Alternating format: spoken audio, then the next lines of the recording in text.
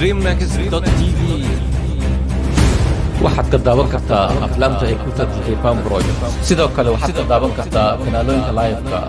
sportiga Soomaalida Carabta iyo wixii la mid ah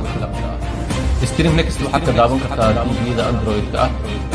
rasiibarada Android-ka iyo waliba sidoo kale mobilada Android iyo iOS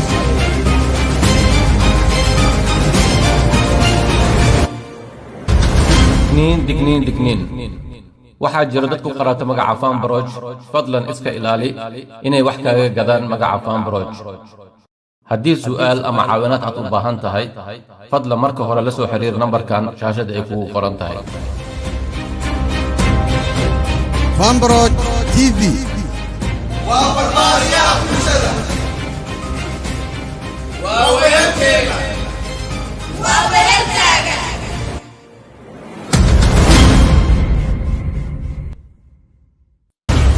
streamnext.tv waxaad ka daawan kartaa aflaamta ay ku tarjixay Fanproject sidoo kale waxaad ka daawan kartaa kanaalooyinka live-ka sportiga Soomaalida Carabta iyo wixii la mid ah streamnext waxaad ka daawan kartaa TV-da Android-ka rasiibarada Android-ka iyo waliba sidoo kale mobilada Android iyo iOS